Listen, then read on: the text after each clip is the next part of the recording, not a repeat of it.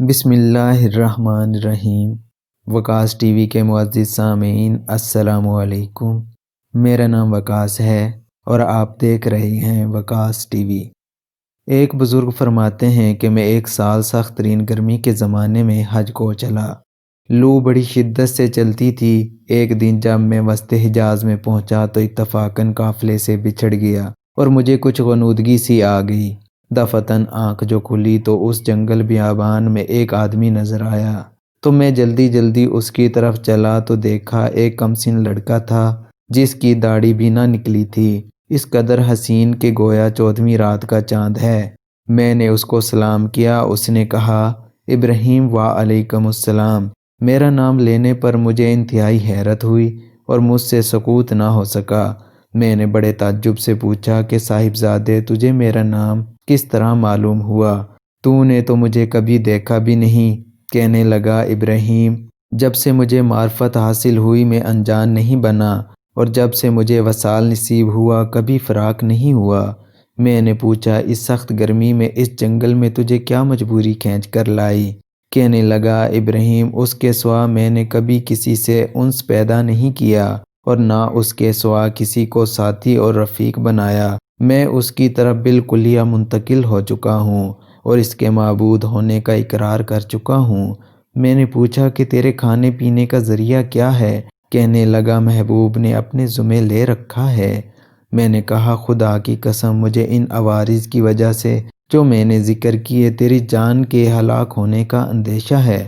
تو اس نے روتے ہوئے کہ اس کی آنکھوں سے آنسوؤں کی لڑی موتیوں کی طرح سے اس کے رخساروں پر پڑ رہی تھی، چند شعر پڑھے جن کا ترجمہ یہ ہے، کون شخص ڈرا سکتا ہے مجھ کو جنگل کی سختی سے، حالانکہ میں اس جنگل کو اپنے محبوب کی طرف چل کر قطع کر رہا ہوں اور اس پر ایمان لا چکا ہوں۔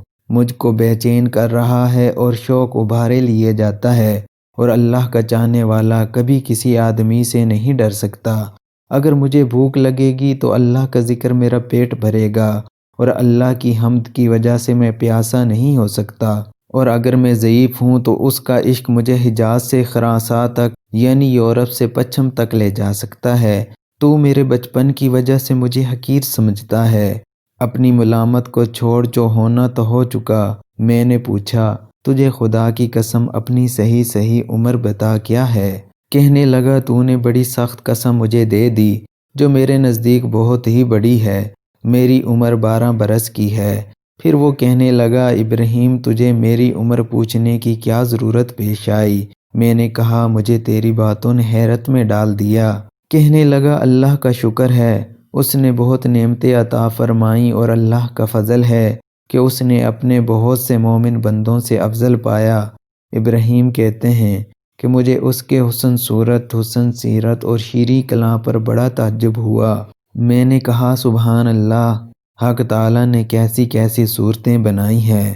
اس نے تھوڑی دیر نیچے کو سر جھکا لیا، پھر اوپر کی طرف نظر اٹھا کر بہت ترچھی اور کڑوی نگاہ سے مجھے دیکھا اور چند شعر پڑھے جن کا ترجمہ یہ ہے، اگر میری سزا جہنم ہو تو میرے لیے ہلاکت ہے، اس وقت میری یہ رونق اور خوبصورتی کیا بنائے گی؟ اس وقت میری ساری خوبیوں کو عذاب عیبدار بنا دے گا اور جہنم میں طویل عرصہ تک رونا پڑے گا، اور جبار یہ فرمائے گا، اور بدترین غلام تو میرے نافرمانوں میں ہے۔ تو نے دنیا میں میرا مقابلہ کیا، میری حکم عدولی کی، تو میرے عہد پیما کو جو ازل میں ہوئے تھے بھول گیا تھا، یا میری قیامت کی ملاقات کو بھول گیا تھا۔ اے ابراہیم، تو اس دن دیکھے گا کہ فرمانبرداروں کے منہ 14ویں رات کی چاند کی طرح چمک رہے ہوں گے، اور حق تعالیٰ اپنے اوپر سے انوار کے پردے ہٹا دیں گے، جس کی وجہ سے یہ فرمانبردار اس پاک ذات کی زیارت سے ایسے مبہوت ہو جائیں گے کہ اس کے مقابلے میں ہر نعمت اور ہر راحت کو بھول جائیں گے، اور حق تعالیٰ ان فرمانبرداروں کو ہیبت اور خوشنودی کا لباس پہنائیں گے، اور ان کے چہروں کو رونق اور شادابی عطا ہوگی۔ یہ اشعار پڑھ کر کہنے لگا، اے ابراہیم، مہجور وہ ہے جو دوست سے منقطع ہو گیا ہو، اور وصال اس کو حاصل ہے جس نے اللہ تعالیٰ کی اطاعت سے وافر حصہ لیا۔ ابراہیم، اپنے رفقائے سفر سے بچھڑ گئے ہو؟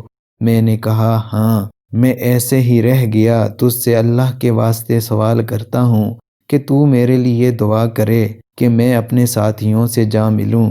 میرے اس کہنے پر اس لڑکے نے آسمان کی طرف دیکھا اور کچھ آہستہ آہستہ زبان سے کہا کہ مجھے اس کے ہونٹ حرکت کرتے ہوئے معلوم ہوئے۔ اس وقت مجھے دفعتاً نیند کا جھونکا سا آیا یا بے ہوشی سی ہوئی۔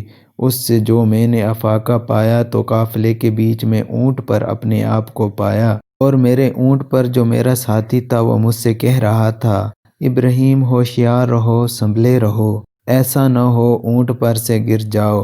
اور اس لڑکے کا مجھ کو کچھ پتہ نہ چلا کہ وہ آسمان پر اڑ گیا یا زمین کے اندر اتر گیا۔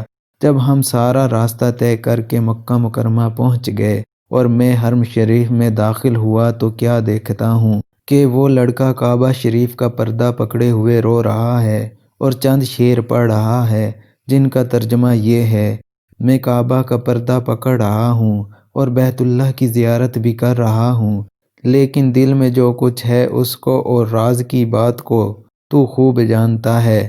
میں بیت اللہ کی طرف پیدل چل کر آیا ہوں، کہیں سوار نہیں ہوا، اس لیے کہ میں باوجود اپنی کم سنی کے فریفتہ عاشق ہوں۔ میں بچپن ہی سے تجھ پر مرنے لگا ہوں، جبکہ میں عشق کو جانتا بھی نہ تھا، اور اگر لوگ ملامت کریں کسی بات پر تو میں ابھی عشق کا طفل مکتب ہوں۔ اے اللہ، اگر میری موت کا وقت آ گیا ہو تو شاید میں تیرے وصل سے بہرہ ہو سکوں۔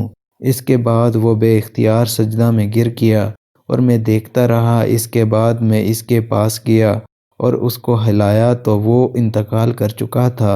ابراہیم رحمۃ اللہ علیہ کہتے ہیں کہ مجھے اس کے انتقال کا بڑا سخت صدمہ ہوا۔ میں وہاں سے اٹھ کر اپنی قیامگاہ پر آیا اور اس کے کفن دینے کے لیے کپڑا لیا اور مدد کے لیے ایک دو آدمی ساتھ لیے اور وہاں پہنچا جہاں اس کو مردہ چھوڑ کر آیا تھا۔ اس کی نعش کا کہیں پتہ نہ چلا۔ وہاں دوسرے حاجیوں سے دریافت کیا مگر کسی کو بھی پتہ نہ تھا کہ کسی نے اس کو دیکھا، تو میں سمجھا کہ اللہ تعالیٰ نے اس کو لوگوں کی آنکھوں سے پوشیدہ فرما رکھا تھا۔ میں وہاں سے اپنے قیامگاہ پر واپس آ گیا اور مجھے کچھ غنودگی سی آ گئی تو میں نے اس کو خواب میں دیکھا کہ وہ ایک بہت بڑے مجمع میں ہے اور سب سے پیش ہے، اور اس پر اس قدر نور چمک رہا ہے اور ایسے عمدہ جوڑے ہیں کہ ان کی صفت بیان میں نہیں آ سکتی۔ میں نے اس سے پوچھا کہ تو وہی لڑکا ہے؟ کہنے لگا میں وہی ہوں۔ میں نے پوچھا کیا تیرا انتقال نہیں ہوا؟ اس نے کہا ہاں ہو گیا۔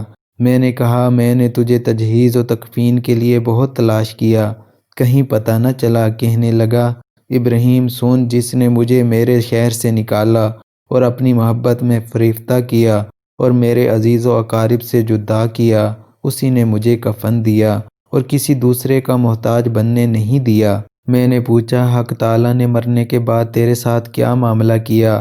اس نے کہا اللہ نے مجھے اپنے سامنے کھڑا کیا اور فرمایا کہ تو کیا چاہتا ہے؟ میں نے عرض کیا الہ تو الہی مقصود ہے اور تیری ہی مجھے آرزو ہے۔